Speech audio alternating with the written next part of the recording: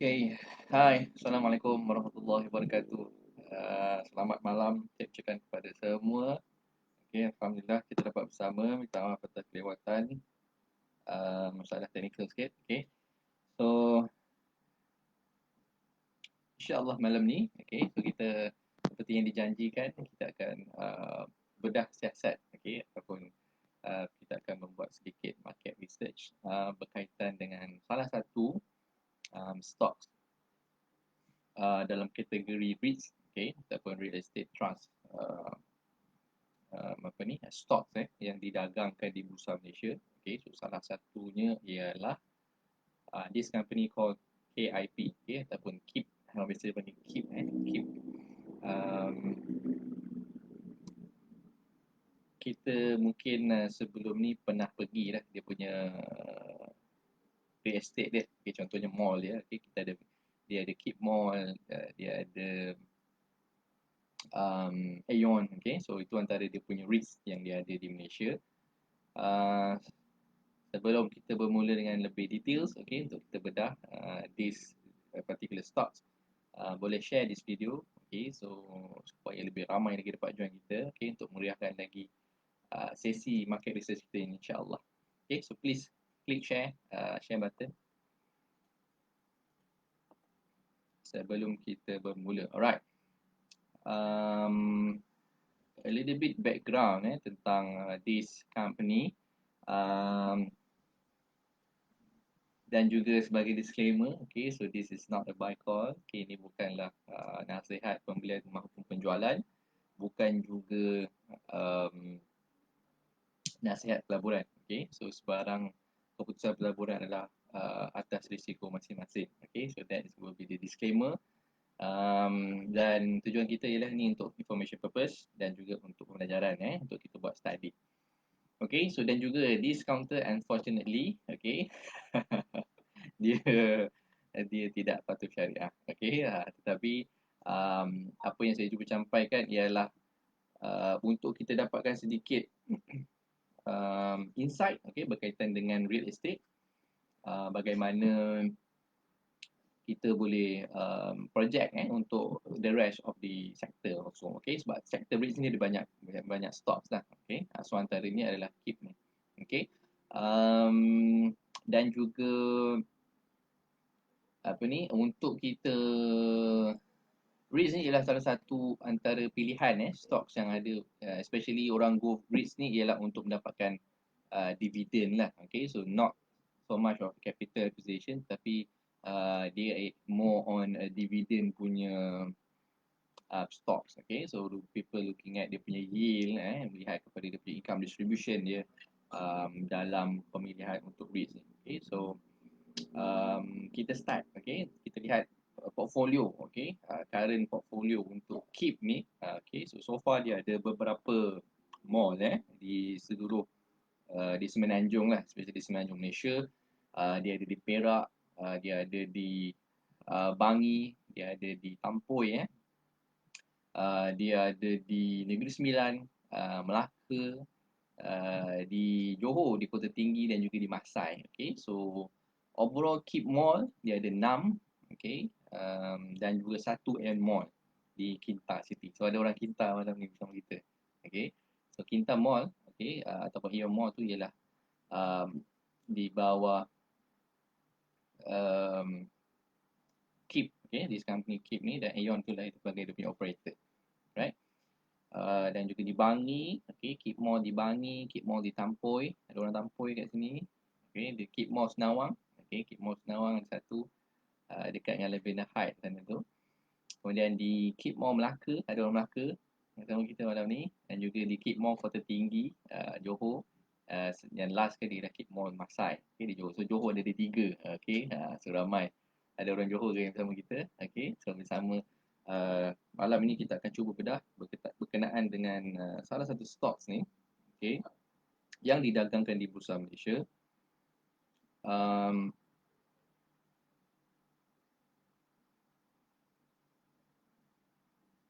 Dan okay, dan sangat menarik, okay, sebab dia REITs ni jarang kita bedah lah, normally kita go for apa ni, capitalization stocks kan, small cap, medium cap, teknologi sektor construction, kita masuk apa healthcare dan sebagainya. Tapi kali ni kita cuba tengok REITs, apakah perbezaan dia dan apa juga kelebihan dia ataupun apakah dia punya apa kekurangan yang dia ada. Okay, so let's go into details of this counter.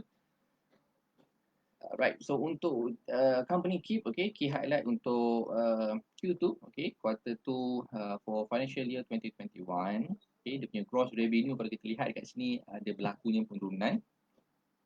Okay, so penurunan sebanyak 5.6%,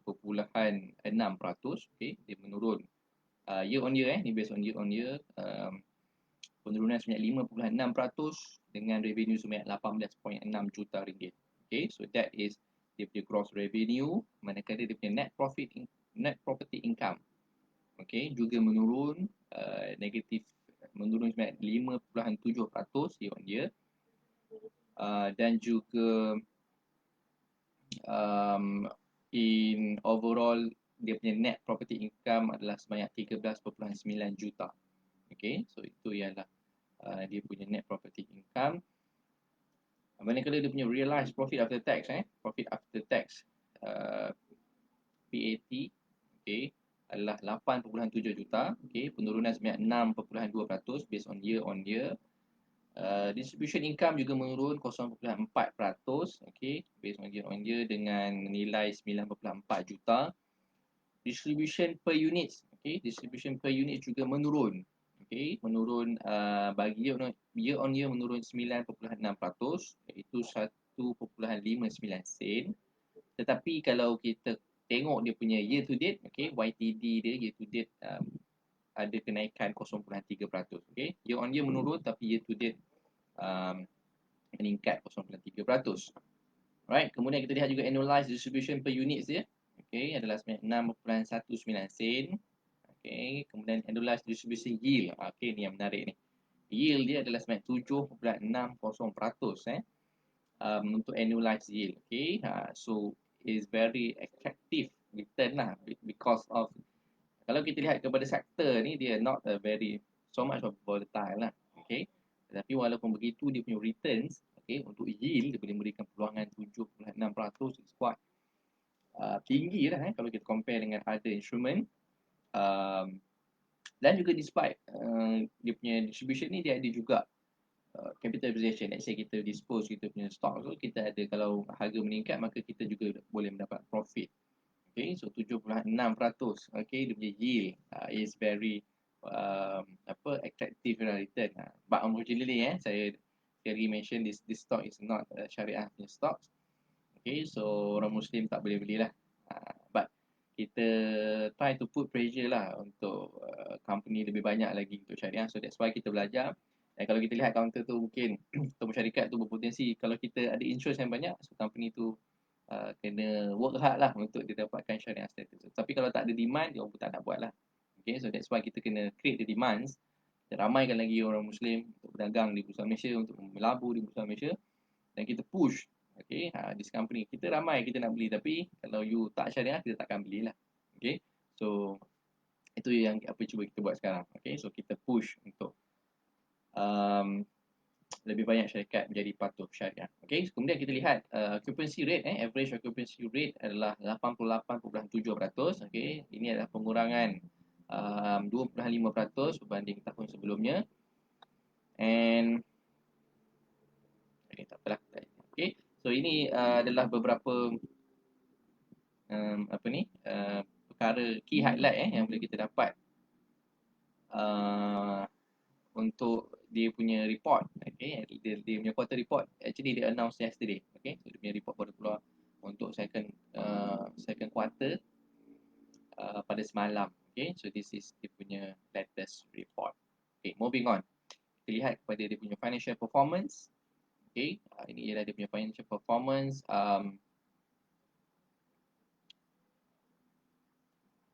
Okay, so gross revenue bagi comparison quarter to quarter. Okay, so kita lihat second quarter tahun 2020 dengan second quarter 2021. Okay, so bila dia tengok berlakunya penurunan lah. Okay, so kita nampak sini pada second quarter 2020, dia punya gross revenue adalah 19,374,000.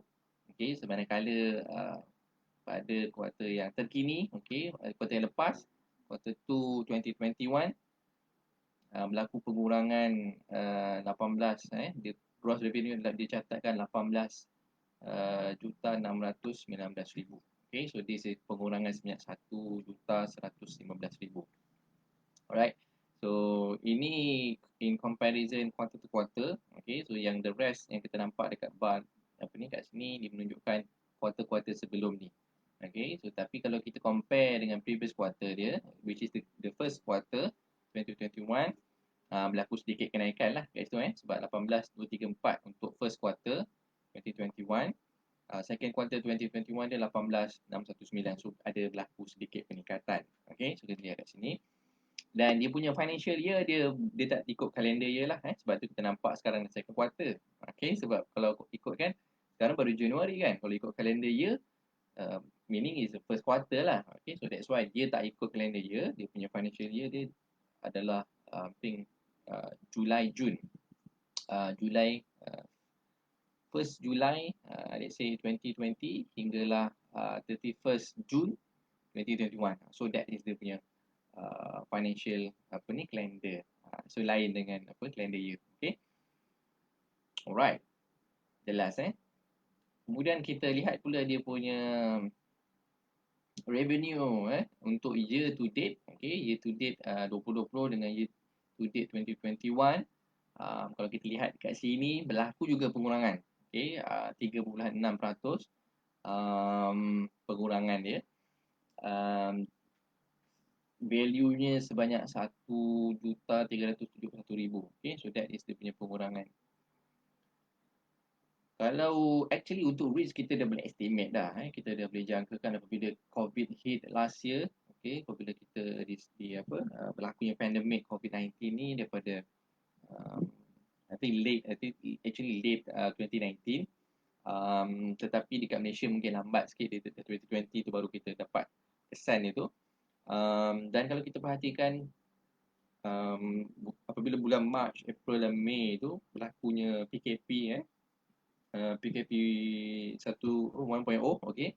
So banyak retails yang terpaksa tutup nampak pengurangan dari segi rental, kedai yang banyak tutup. So it's actually expected berlakunya pengurangan daripada income untuk REITs ni. Okay, so that's why kita actually looking forward, mencari-cari juga REITs yang berpotensi memberikan pulangan yang tinggi, daripada segi yield dia, when the price is attractive lah. Meaning kalau kita beli harga rendah, kita punya yield tu lebih dapat lebih tinggi lagi. Sebab subject dia punya yield tu subject to what the price bila kita masuk harga tu. So the lower the price yang kita masuk, dan kita punya yield tu akan lebih tinggi lah. Kalau compare dengan kita masuk dekat harga yang tinggi, so maybe that kita punya yield tu akan berkurangan. So memang expected. Dan kalau lihat kat sini dia justification kenapa berlakunya pengurangan pada quarter 2 2021 adalah lower gross rental income was mainly due to 8.5 drop in revenue from 6 keep malls as a result of number one, lower occupancy rate and lower rental per square feet. So yang kita maklum tadi, berlakunya penutupan syarikat-syarikat, mungkin kedai-kedai retail yang kecil ni dah tak mampu untuk sustain, disebabkan tak ada bisnes 3 bulan tak ada bisnes, and then overhead tinggi, kena bayar semua dan terpaksa tutup. Maka occupancy rate untuk keep malls, ada 6 keep malls tadi tu dekat Johor, Negeri Sembilan, Melaka, dan ada 2 lagi tadi tu. So berlakunya pengurangan dia punya occupancy rate, tenants dia. Dan juga rental dia merendahkan dia punya rental per square feet dia, sebab apalah dah tak ramai orang, daripada hilang semua tenant, dia mungkin decide untuk this company decide untuk lower down dia punya rental rate lah. So that is one of the contributor kenapa dia punya income menurun bagi second quarter 2021. Kemudian yang kedua ialah 0.5 million amortization for off rental rebates during MCO. Dia bagi 500,000 amortization. kepada tenant yang layak lah. Okay. Kemudian partially cushioned by higher rental income from Aeon Mall Kinta City in Q2 FY 2021. 5% step up effective from 29 September 2020. So despite berlakunya penurunan ni rental rate rendah, occupancy rate rendah bagi amortization kepada rental kepada tenant. Despite all that, ada juga satu cushion, satu positif. Dia punya mungkin penyelamat dia yang membantu untuk cushion dia punya drop tu adalah Aeon Mall Kinta. Okay? Aeon Mall Kinta ni telah ada peningkatan 5%. Okay? So that despite ada berlakunya penurunan, tetapi ada juga tempat lain yang menampung penurunan ni. Thanks to Aeon Mall Kinta ni lah. Okay, which nanti kita tengok dia punya occupancy rate, I think almost 100%. I think dia 100% untuk occupancy rate because Aeon is dia punya anchor tenant lah. Okay, so kemudian kita lihat juga lower revenue from contract was due to lower promotional area rental due to precautionary approach by event organizer. Okay, of course lah. Tak ada orang pergi buat event dia duduk dekat mall tu edar-edar pamphlet apa ke ataupun buat any promotion event dia dekat mall dia lah. Okay, so sebelum-sebelum ni mungkin ada banyak orang buat event dekat Keep Mall, dekat tempat-tempat apa yang di bawah bridge, di bawah Keep ni. So dia boleh dapat income lah. Tapi bila dah COVID kita kena buat penjarakan, kemudian SOP dan sebagainya, orang pun tak keluar rumah, dia tak adalah buat event yang besar-besar ni. Okay. Dan itu juga telah menyebabkan berlakunya penurunan ni. Okay. Alright. So clear this performance, untuk financial performance kita dah cover. So sekarang kita lihat kepada dia punya portfolio average occupancy rate yang saya mention tadi. Yang pertama, okay, Keep Mall Tampoi, okay, Keep Mall Tampoi nampak berlakunya penurunan dekat sini 80.8%. Okay, dia punya occupancy rate adalah 80.8% membanding kuarter sebelumnya, okay, iaitu 92.4%. Okay, quite significant drop. Okay, quite significant drop untuk Keep Mall Tampoi ni, okay, because of dia punya anchor tenant salah satu anchor tenant dia sudah tamat kontrak. Siapa anchor tenant dia? If I'm not mistaken, it was a Courts, Courts, kedai Courts tu yang jual barang-barang Courts tu, dia habis dia punya tenancy agreement dan dia tak continue. Dan Courts, I think dia punya occupancy around 10% daripada Keep Mall tu. So dia telah menyebabkan significant drop juga dalam Keep Mall Tampoi ni. Okay, ini yang I think paling banyak drop lah, okay, banding dengan mall-mall yang lain ni. Okay, so Keep Mall Tampoi, ada orang Tampoi biasa pergi Keep Mall ni, nampak tak ada pertukaran dia punya tenant dia. Okay, but I think dia dah ada pengganti dia lah. Mungkin in following quarter ni kita boleh nampak result dia dalam ataupun effect dia dalam dia punya quarter report. Okay, so mungkin next quarter, third quarter nanti kita boleh nampak dia punya occupancy rate ni mungkin akan meningkat. Okay, kemudian yang kedua, Keep Mall Kota Tinggi. Ada orang Kota Tinggi yang biasa pergi Keep Mall ni. Okay, boleh nampak juga ada berlakunya pengurangan tetapi tidaklah begitu signifikan. Okay, daripada 89.8% menurun kepada 87.1%. Okay, begitu juga dengan Keep Mall Masai. Okay, ada orang Masai. Daripada 92.7% dia turun kepada 90.6%. Occupancy rate dia drop. Tapi tak banyak slight ada reduce juga lah. Okay, lebih kurang 2%. 2.1%. Kemudian Keep Mall Senawang juga berlaku pengurangan daripada 80% kepada 78.5%. Kemudian Keep Mall Melaka juga sedikit menurun daripada 77.3% turun kepada 79.9%. Okey, sedikit pengurangan dia. Keep Mall Bangi 81.2% turun kepada 80.8%. Okey, but still berlaku penurunan. Dan Aeon Mall Kinta City, okey, Aeon Mall Kinta City as I mentioned tadi is 100%, because Aeon tu ialah dia punya operator lah. So dia yang collect orang lain punya rental. So Keep Mall bagi kat dia dan dia operate the mall lah. Okay, so that's why dia punya occupancy rate 100% lah. So just keep more ambil apa ni, sewa je. Okay, so this is how property works lah, real estate untuk retail, untuk mall operates. Okay, so untuk overall average occupancy rate daripada first quarter 2021 90.2% menurun kepada 88.7%. Okay, so berlakunya apa ni pengurangan lah walaupun tak banyak in overall dia tak ada sebanyak kalau kita tengok dekat Tampoi tu kan, tapi bila yang lain-lain ni ditambah semua overall 88.7%. Okay, which is kalau kita tengok previous 4 years, okay, daripada 2017, 2018, 2019 dan 2020, average dia pun sekitar 86% ke atas paling tinggi 2020 lah 90.7%. Okay, 2019 87.8%, okay, 2018 85%, which is around that range je. Okay, tapi dia berlaku penurunan sebab waktu 2020 tu tinggi 90%. Okay, so moving on. Seterusnya kalau di slide ni kita tengok dia besar kan. Okay, oh tapi kamera tak nampak pula Okay, tapi tak apa. This is dia punya yield comparison. Okay, dia buat perbandingan antara beberapa competitor dia. Okay, kalau kita nampak ni peer yield comparison yang dibuat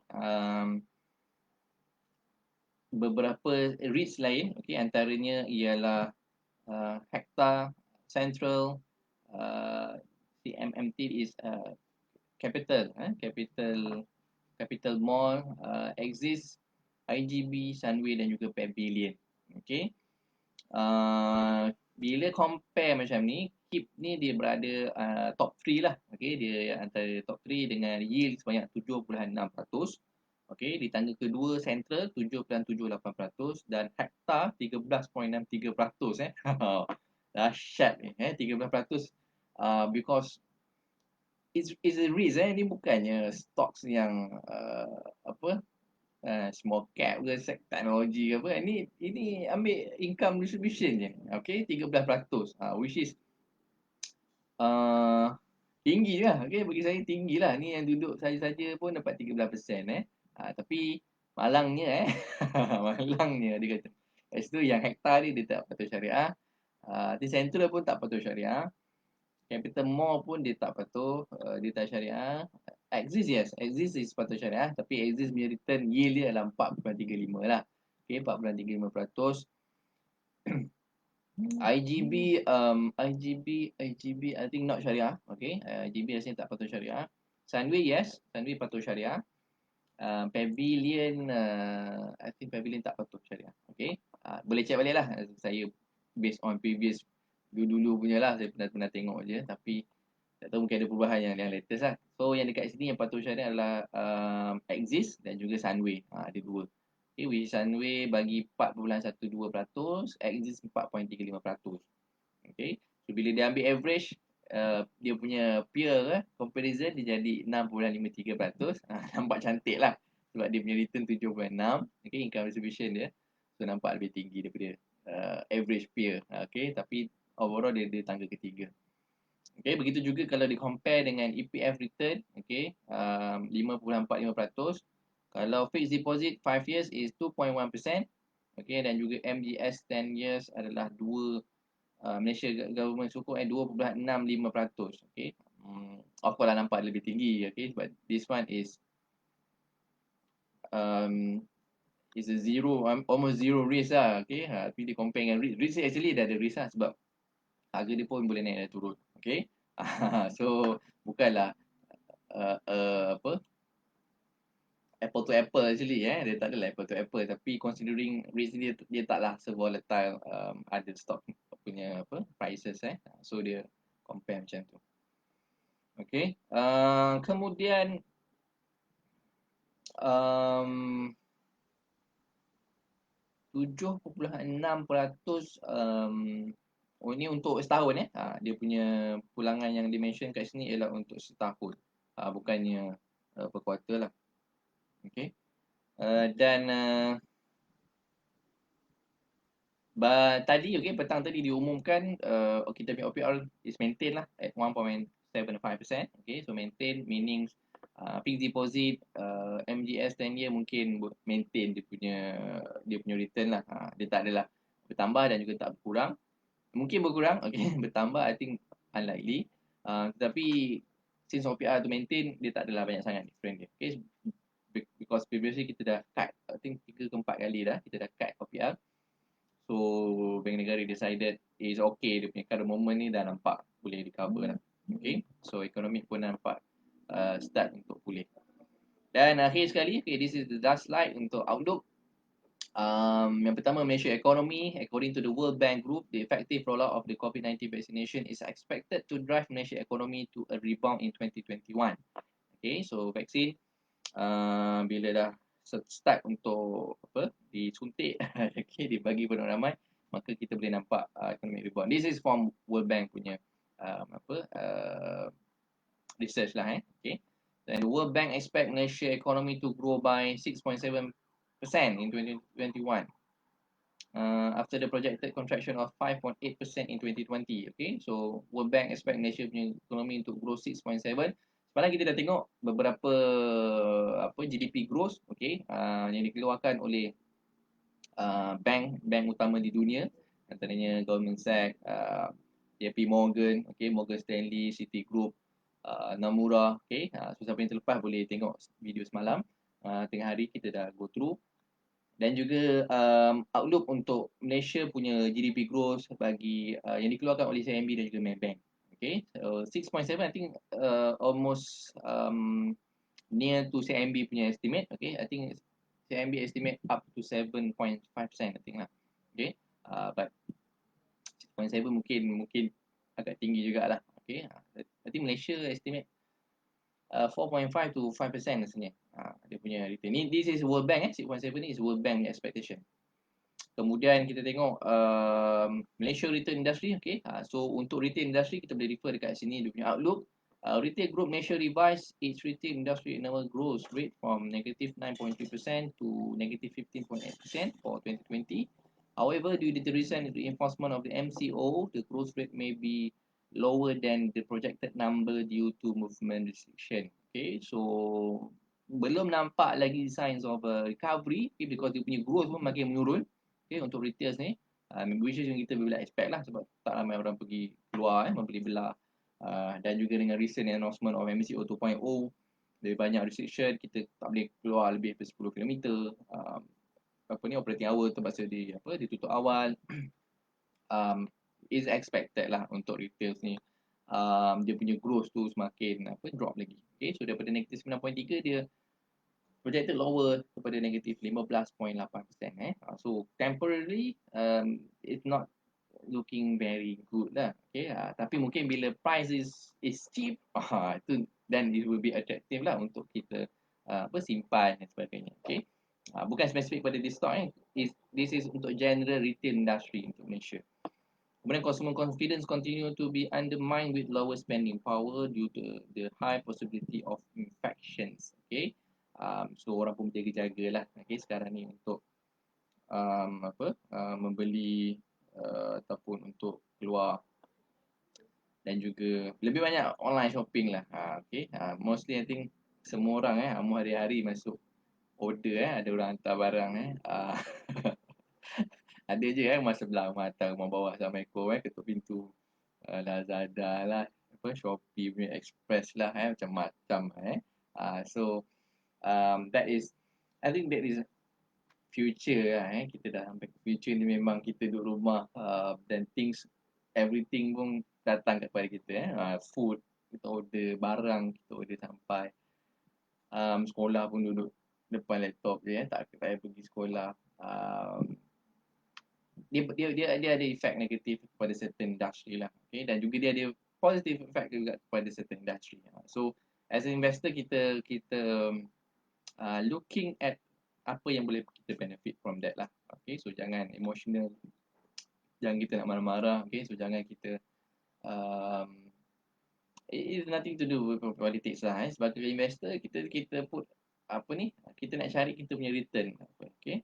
Regardless macam mana pun, so focus, look at the business, okay? Tengok kaji business tu dia buat apa, so outlook macam mana, okay? Boleh tak dia survive, ada growth tak, potential growth tak, ataupun apa yang dia nak buat in future. So that is how kita analyze, ataupun kita buat research. Kita buat sesi ni is a market research lah, okay? Untuk kita belajar, okay, macam mana kita nak kaji sesuatu stocks. Alright, so kalau berbaki mungkin 2 atau 3 minit saya buka for the floor. Jika ada sebarang soalan, okay, sebelum kita akhiri, jangan lupa klik button share, okay? So itu pengeras untuk ilmu yang percuma ni. Klik button share agar semua orang, kawan-kawan kita yang lain boleh dapat manfaat ni, okay? Please klik button share, jangan klik ilmu ni, okay? Itu pengeras untuk yuran ni, yuran untuk sesi ni. Klik button share. Pak Tuan Ezrin hadir, alhamdulillah. Okay, Tuan Ezrin awal hari ni. Oh, bagus Tuan Ezrin. Tuan Rizwan, Assalamualaikum salam Tuan Rizwan. Tuan Muhammad Rizwan. Amal betul Rizwan Okay, Mr. DIY. Kita tak ada tengok Mr. DIY hari ni. Kita tengok kepada KIP, okay, dan juga beberapa comparison dalam sektor REITs dia. Which yang kita tengok tadi is apa? Sunway, IGB, KIP Mall, Pavilion, Hektar dan Central. So itu antara beberapa peer dia ataupun dia punya competitor lah, okay, dalam sektor REITs ni. Okay, thank you Tuan Hafiz Jalani dah share. Macam tu lah, okay. Ni pengarah dia kena share. Nak berkat kena share this video. Siapa tak share, nanti apa, please share je lah, okay. So lebih ramai nanti dapat. Saya dapat pahala, anda pun dapat pahala. So pahala yang berkekalan ialah ilmu yang manfaat kan. So this is a very easy investment untuk kita juga. Kita nak dapat pahala yang flow after kita mati. This is one way lah. Kita share ilmu kita, ilmu yang manfaat, orang dapat profit, boleh buat untung. Kemudian dia bagi makan pada anak isteri dia, dia bagi sedekah kat orang lain. Itu investment yang I think paling profitable lah. It's not stock, it's not crypto ke, property ke, REITs ke, bukan. Ini lah investment untuk akhirat lah. Okay, insyaAllah. Tuan Haryadi bin Zulkifli, Assalamualaikum. Waalaikumsalam. Terima kasih Tuan Haryadi dah share. Okay, thank you. Share ni tak nampak share lain ni. Cuba share sikit. Okay, so saya lihat juga di Facebook. Di saya punya personal Facebook, saya share dia punya slide. So siapa tadi mungkin termiss, boleh, siapa yang tengok di page saya pun nanti boleh tengok saya punya personal Facebook. Dekat tu saya share saya punya slide. Jom melihat jika ada any question sebelum kita akhiri dan nak isyak dah ni.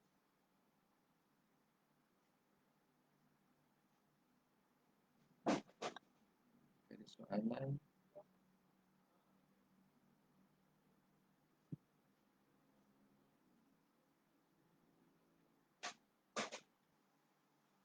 Okay, tak ada.